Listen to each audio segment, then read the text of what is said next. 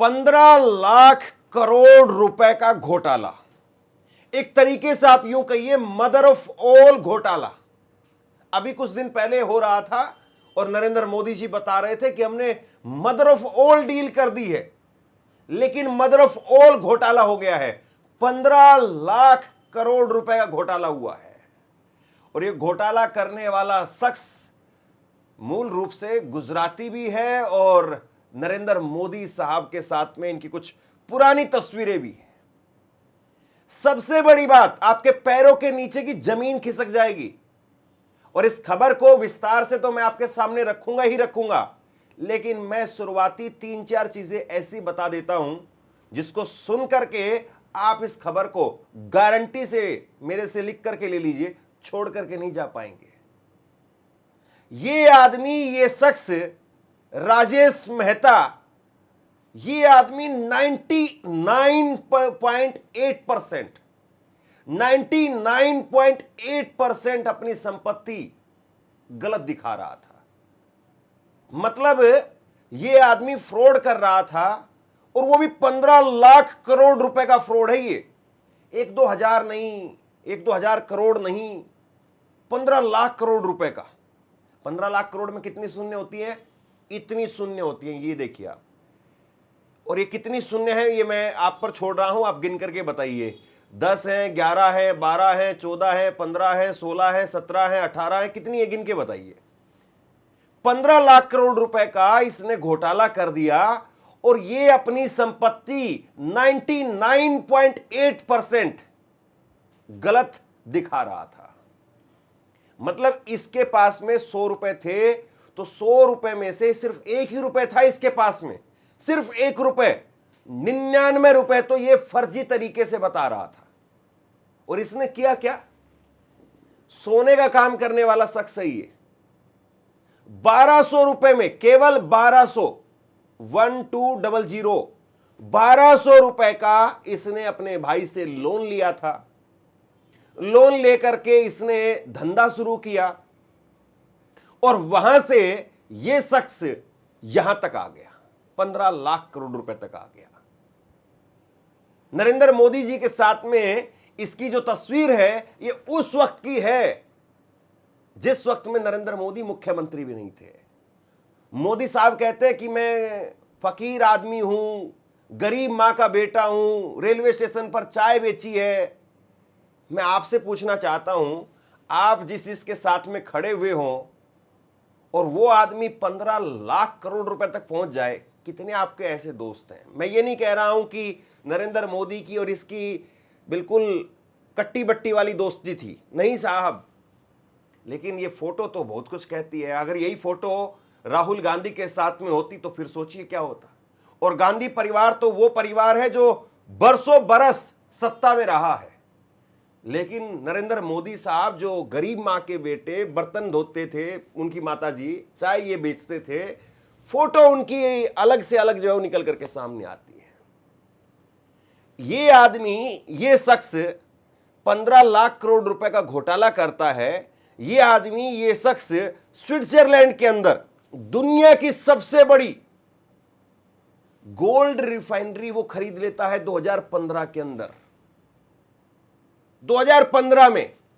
और उसमें यह कहता है कि साहब हमारा जो पैसा आ रहा है 99% पैसा हमारा वो बाहर से आ रहा है, यहां किसी को पता ही नहीं है। और सुनिए, LIC आपका पैसा, हमारा पैसा, LIC 10% की हिस्सेदारी, 10% शेयर जो है वो LIC खरीद लेती है। LIC ने पैसा इसमें लगाया, किसके कहने पर लगाया?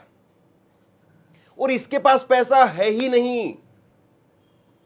यानी कुल मिलाकर के आप यूं समझिए, एक एग्जाम्पल के जरिए समझिए कि जैसे कोई आदमी, कोई लड़का वो झूठ बोल दे आपको, और बहुत बार ऐसे उदाहरण सामने आते भी हैं कि हमारा लड़का IAS लगा हुआ है, हमारा लड़का IPS लगा हुआ है, हमारा लड़का वो बिजनेस करता है और उसका जो काम धंधा है वो 3 लाख करोड़ रुपए का है। और फिर पता चलता है कि कोई भाई बहुत बड़ा सेठ, बहुत बड़ा रईस वो अपनी बेटी की शादी कर देता है कि भाई बंदा IAS लगा हुआ है, IPS है, या बिजनेसमैन है, 3 लाख 5 लाख करोड़ रुपए का काम धंधा है इसका, वो अपनी बेटी की शादी कर देता है और बाद में पता चलता है कि साहब ये तो चपरासी भी नहीं है साहब, 3 लाख करोड़ रुपए तो छोड़िए, इसके घर पर 3,000 रुपए नहीं है। मतलब मैं हैरान हूं कि किस तरीके से देश चल रहा है। और अब सेबी ने इसके ऊपर जब कार्रवाई की तो भैया भगदड़ मच गई। शेयर मार्केट के अंदर इसका जो पैसा लगा हुआ था, वो लोगों ने इसके शेयर मार्केट में पैसा लगाया हुआ था, लोग खरीद करके भागने लगे। हालत ये हुई कि लोअर सर्किट पर जो इसको रोकना पड़ा।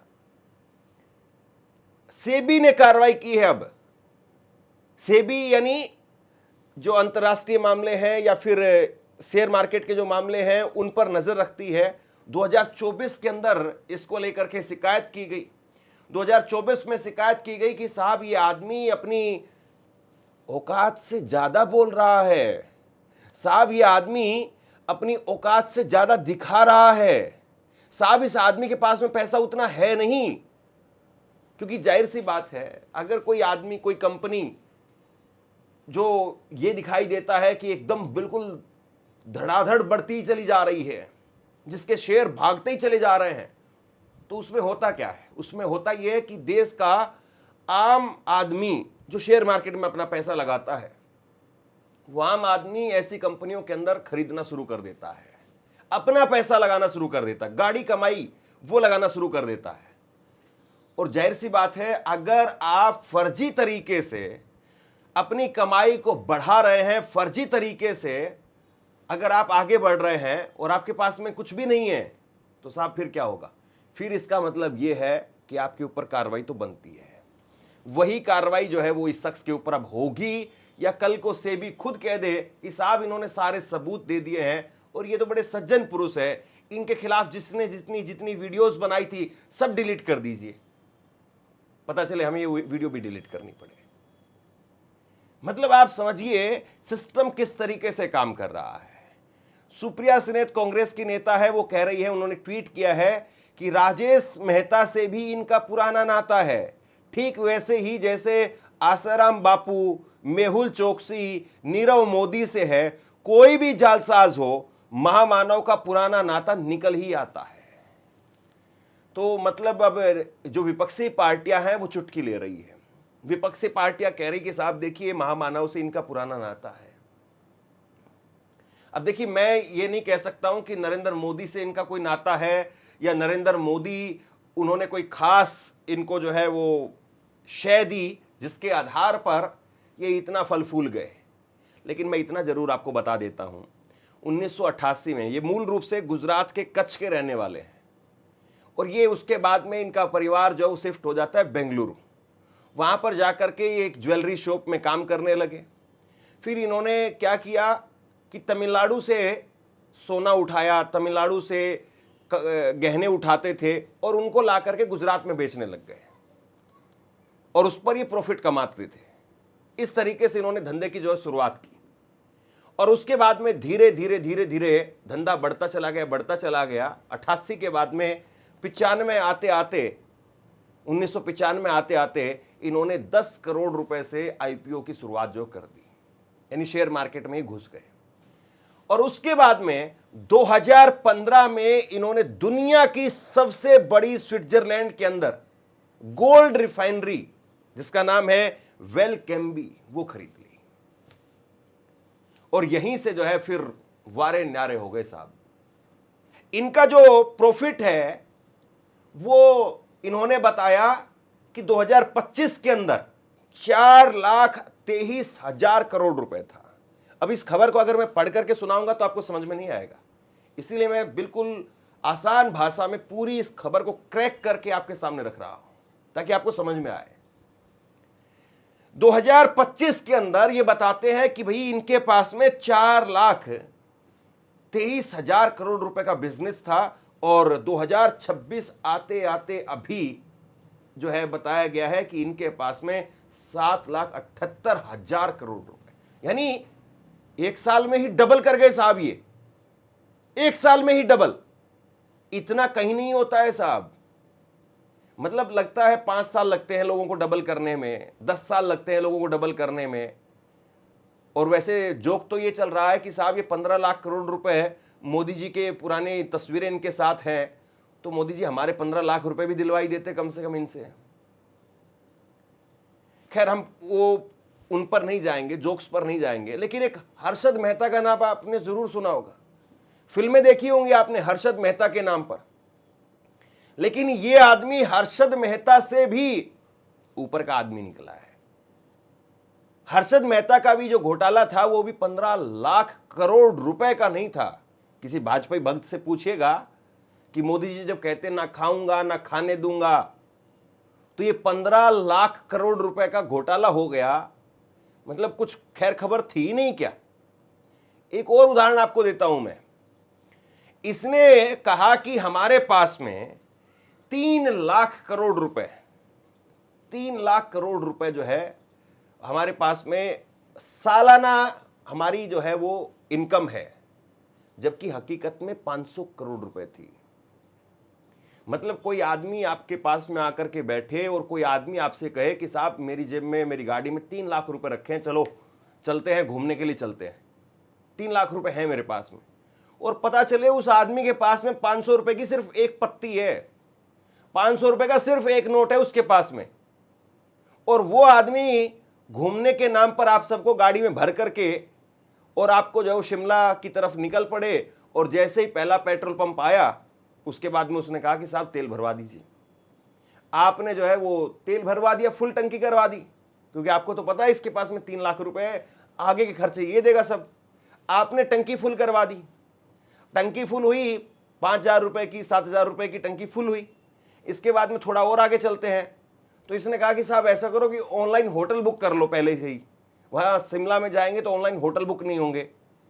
फिर आपके जो दूसरा दोस्त था उसने कहा कि चलो 3 लाख रुपए इसके पास में है तो वो काम आगे आ जाएंगे, होटल बुक मैं करवा देता हूं। दूसरे वाले ने 25-30 हजार रुपए लगा करके और वहां पर 4 दिन के लिए, 5 दिन के लिए होटल बुक करवा दिया। यानी ये आदमी, ये शख्स जो है वो आपको शिमला पहुंचा देता है, कहीं किसी से रेस्टोरेंट का पैसा भरवाता है, कहीं किसी से पेट्रोल भरवाता है, कहीं किसी से होटल बुक करवाता है, और शिमला में जाकर के कहता है कि भाई मेरे पास में ये है। जब शिमला में जाकर के आपने उसकी जेब फाड़ करके चेक की तो वो कहा कि साहब मेरे पास में ये है। यही हुआ है। इस आदमी ने कहा कि 3 लाख करोड़ रुपए हमारे पास में सालाना आ रहे हैं। उसके बाद में क्या हुआ? उसके बाद में यह हुआ कि LIC ने 10% इसमें पैसा लगा दिया, यानी LIC ने इसका पेट्रोल पंप पर पेट्रोल भरवा दिया। ऐसे ही लोग देख रहे हैं कि भैया ये कंपनी तो इतना कमा रही है, लोग इसमें पैसा डालते गए, इसके शेयर खरीदते चले गए, जिसकी मतलब हैसियत कौड़ी की भी नहीं थी, 2 कौड़ी की भी नहीं थी, और वो आदमी के शेयर जो है वो बिक रहे थे, लोग खरीद रहे थे क्योंकि कंपनी भाग रही थी। जीरो, बिल्कुल जीरो, शून्य। और आप देखिए साहब, मतलब कायदे से ये खबर तो दुनिया भर के इतिहास में पढ़ाई जानी चाहिए कि भाई आखिरकार इतना बड़ा मामला हो कैसे गया। और इसका एक इंटरव्यू में देख रहा था, ये कह रहा है कि नहीं हम बहुत सादे तरीके से रहते हैं, BMW वगैरह या जो बड़ी गाड़ियां हैं वो नहीं रखते हैं, फोन भी स्मार्टफोन नहीं है, नॉर्मल फोन, कीपैड वाला फोन रखते हैं। ऐसी ऐसी चिकनी चिकनी बातें कर करके ये आदमी वो इंटरव्यू देता था, पॉडकास्ट देता था, और उसके बाद में जो इसके इन्वेस्टर होते थे उनको कहता कि बड़े बड़े लोगों ने पैसा लगाया, मसलन विजय माल्या, उन्होंने जो है वो अय्यासी में पैसा जो है वो फूंक दिया और वो डूब गए। मैं अय्यासी नहीं करता हूं, मैं सादगी के साथ में रहता हूं, सिंपल पैंट शर्ट पहनता हूं और सिंपल फोन रखता हूं, सिंपल गाड़ी में चलता हूं। मेरी कंपनी 15 लाख करोड़ रुपए की, लेकिन मैं बिल्कुल सिंपल आदमी हूं। मैं सारा पैसा अपने बिजनेस में लगाता हूं, लेकिन मैं सिंपल तरीके से रहता हूं। अब जो एक नॉर्मल इन्वेस्टर होता है वो देखता है कि नहीं ये आदमी सही है, ये आदमी डूबेगा नहीं, ये आदमी अपनी कंपनी को सही तरीके से आगे बढ़ा रहा है। नॉर्मल आदमी पैसा लगाना शुरू कर देता है। यही सबसे बड़ी चीज है। मतलब एक और एग्जांपल समझिए जरा, मैं कई एग्जांपल इसलिए आपको दे रहा हूं ताकि आपको पूरी बात समझ में आ जाए। जैसे कि एक जमीन थी, वो जमीन जो है वो 5 लाख रुपए की थी, और उस जमीन के बारे में इतनी एडवर्टाइजमेंट कर दी गई कि यहां से सड़क निकलने वाली है, यहां पर तो मॉल बनेगा, इसके बगल में पेट्रोल पंप बनेगा, इसके सामने उधर हॉस्पिटल बन रहा है, उधर बहुत बड़ा पार्क जो है सरकार लेकर के आ रही है। और वो 5 लाख रुपए की जो जमीन थी उसको 500 करोड़ रुपए में बिकवा दिया। और जब जिसने खरीद लिया उसको पता चला कि यहां पर तो बगल में खारा पानी है, यहां पर तो खेती भी नहीं होती है, यहां पर हॉस्पिटल और सड़क और ये सारी चीजें तो छोड़िए, यहां तो कुत्ते तक नहीं आते हैं टहलने के लिए। मतलब इस तरीके से इस लेवल पर, इसीलिए मैंने कहा 99.8% इसने जो अपनी संपत्ति थी वो फेक दिखाई, थी नहीं पैसा। पैसा ये जो 15 लाख करोड़ रुपए का स्कैम हम बोल रहे हैं, वो पैसा था ही नहीं, इसके पास था ही नहीं वो पैसा। इसने वो पैसा जो है वो 15 लाख करोड़ रुपए बता दिया कि है, क्योंकि हमारे पास में स्विट्जरलैंड में हमने एक रिफाइनरी खरीद ली है और स्विट्जरलैंड की उस रिफाइनरी से हमारे पास में हर साल 3 लाख करोड़ रुपए आ रहे हैं और हम 15 लाख करोड़ रुपए बना चुके हैं बीते 4 सालों में। अब मोदी जी ना खाऊंगा ना खाने दूंगा, ये फला ये वो सारी बातें हैं साहब, लेकिन हकीकत देखिए। कुल मिलाकर के जिस तरीके से ये स्कैम निकल करके सामने आया है, कायदे से सरकार की सारी बखिया इसने उधेड़ करके रख दी है। चलते चलते मैं कुछ छोटी छोटी जानकारी आपको जरूर बता दूं। ये आदमी लोअर मिडिल क्लास से निकल करके सामने आया। जो आदमी 1200 रुपए का लोन ले रहा है 1980 में, तो आप सोचिए वो कितना ही बड़ा आदमी होगा। हालांकि 1980 में 1200 रुपए की भी कीमत रही होगी, मतलब ज़्यादा नहीं होगी, तो कम से कम आप ये मान करके चलिए कि 1200 रुपए की कीमत वो 22,000 के आसपास तो आप मान करके चलिए। आज का 22,000 25,000 रुपए या 2 लाख रुपए तो खैर ज़्यादा हो जाएंगे, लेकिन 22-25,000 रुपए उस वक्त के 1200 रुपए बराबर है। तो उतने से केवल इसने जो धंधे की शुरुआत की और आज देखिए साहब ये यहाँ तक पहुँच गया। अब सवाल ये है कि जिस तरीके से इसका ये जो खेल सामने आ रहा है, इसमें एक और बड़ी रिपोर्ट मैं आपको बताने वाला हूं, रह गई बातों बातों में।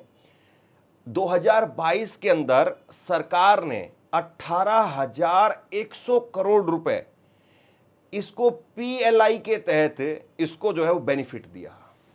कितना रुपए? 18,000 करोड़ रुपए सरकार ने पीएलआई के तहत इसको बेनिफिट दिया।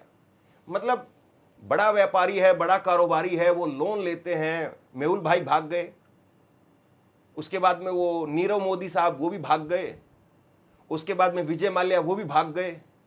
और वो तो कह रहे थे कि भैया मैं तो मोदी सरकार में उस वक्त में वित्त मंत्री अरुण जेटली साहब स्वर्गीय आज नहीं हमारे बीच में, उनसे मिलकर के गया था, सेटलमेंट करके गया था मैं। तो मेहुल चोकसी हो, नीरव मोदी हो, विजय माल्या हो, भाग गए। ये साहब नहीं भाग जाएं कभी।